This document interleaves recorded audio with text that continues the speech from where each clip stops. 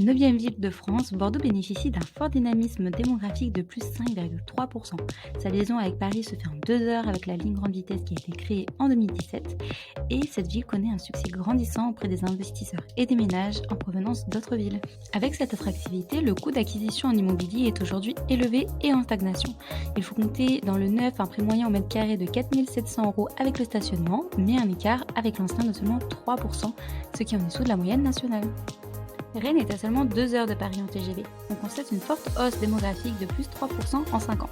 Les prix de l'immobilier eux aussi connaissent une forte hausse depuis 10 ans.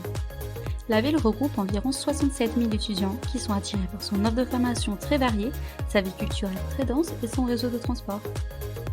Actuellement, un appartement neuf se négocie aux alentours de 3 470 euros du mètre carré pour un 3 pièces. Les loyers s'élèvent à 12 euros par mètre carré en moyenne. C'est donc une ville avec de belles opportunités d'investissement locatif et de défiscalisation. La création de la ligne TGV, la reliant à Perpignan, favorise encore plus sa croissance. La ville attire chaque année de nombreux étudiants et touristes.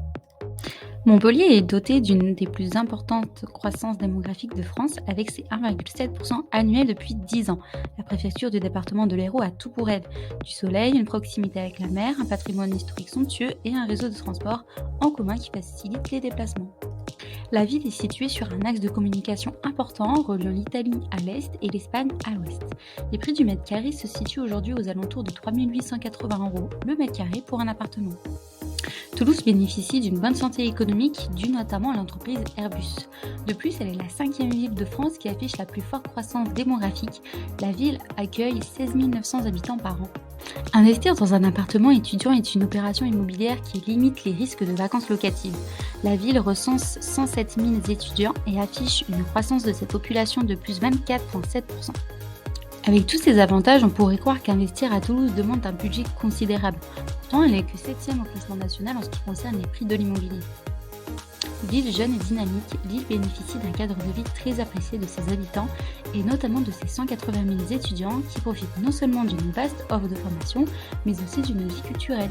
Quatrième agglomération française, elle dispose d'une importante demande locative. Le marché de l'immobilier à Lille se caractérise par une forte hausse depuis 10 ans, que cela soit dans l'ancien ou dans le neuf.